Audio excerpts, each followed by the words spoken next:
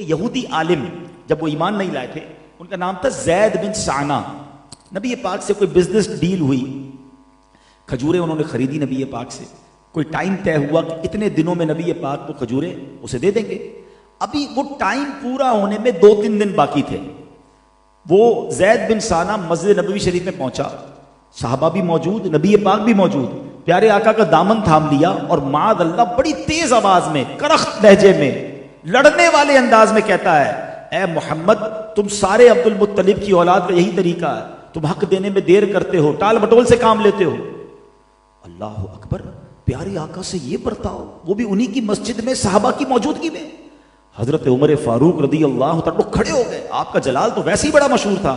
آپ نے کہا ہے دشمن خدا کس طرح میرے آقا سے بات کر رہا ہے، اگر نبی پاک کا احترام ملحوظ نہ ہوتا تو ابھی تلوار سے تیرا سر قلم کر دیتا. تھوڑی دیر کے لیے سینیریو سمجھیں کہ آپ اور میں کہیں جا رہے ہوں، ہمارے باڈی گارڈ ہمارے ساتھ ہوں، ہمارے دوست ہمارے ساتھ ہوں، اور کوئی بدتمیزی کرے. اب تو موقع ہے اس سے بدلہ لینے کا. مگر نبی پاک کا انداز دیکھیں. آپ فرماتے ہیں، اے عمر تم کیسے بات کر رہے ہو اس سے؟ تمہیں تو مجھے کہنا چاہیے تھا کہ حضور آپ اس کا حق ادا کر دیں، اور اس کو کہنا چاہیے تھا کہ نرمی سے بات کرو. پیارے آقا حضرت عمر کو اس طرح فرما رہے ہیں. پھر فرمایا، اے عمر جاؤ اس کا حق دے دو، اس کی جو کھجوریں نکلتی ہیں نا یہ پوری دے دو، بلکہ ایسا کرو تھوڑی زیادہ دے دو. حضرت عمر کہتے حضور حق دینا تو سمجھ آتا ہے کہ زیادہ کیوں دینی ہے. فرمایا، جا کر اس کو یہ کہنا کہ میں نے تمہیں تیز نظروں سے دیکھا تھا، تمہارے سامنے آواز بلند ہو گئی تھی، تمہارا دل دہل گیا ہوگا، یہ دل جوئی کے لیے میرے آقا نے مزید کچھ کھجوریں بھجوائی ہیں.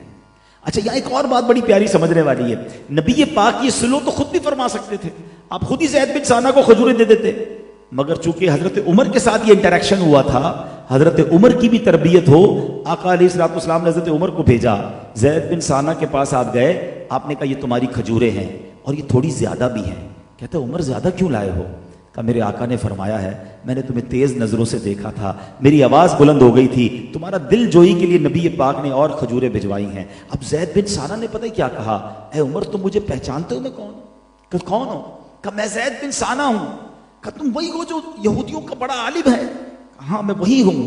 تو کہا تمہیں پتہ نہیں کہ نبیوں سے کیسے بات کی جاتی ہے؟ اس طریقے سے تم نے بات کی. اب وہ پتہ کیا کہتا ہے؟ کہتا ہے میں نے اصل میں آسمانی کتابوں میں آخری نبی کی 2 نشانیاں پڑھی ہوئی تھیں، اور مجھے وہ نشانیاں آج چیک کرنی تھی. کہ وہ نشانی یہ تھی کہ جب ان کے ساتھ کوئی غصے سے پیش آئے وہ نرمی سے رپلائی دیتے ہیں، اور جتنی جہالت بڑھتی جاتی ہے اتنا ان کا حلم اور بردباری بڑھتی جاتی ہے. اے عمر میں نے پہچان لیا ہے، یہی اللہ کے نبی ہیں، یہی آخری نبی ہیں، میں مسلمان ہوتا ہوں. اور سنو عمر، میرے پاس بڑا مال ہے، میں اپنی آدھی دولت اسلام کے نام پر وقف کرتا ہوں. اب اس سے کیا سیکھنے کو ملا؟ اگر یہاں بدلہ لے لیا جاتا، یہاں ٹٹ فور ٹیٹ کر دیا جاتا تو زید بن سعنا ایمان کیسے لاتے؟ صحابی بن گئے وہ. اور یہ ایک واقعہ نہیں ہے میرے پیارے اسلامی بھائیوں، سرور کائنات صلی اللہ تعالی علیہ وسلم کی سیرت میں جا بجا معافی کے واقعات ہیں. اچھا، ایک مسکنسیپشن ہے اسلام کے بارے میں کہ اسلام تلوار کے زور پہ پھیلا ہے. نہیں جناب، اسلام معافی سے پھیلا ہے، اسلام درگزر سے پھیلا ہے، اسلام پیار سے پھیلا ہے.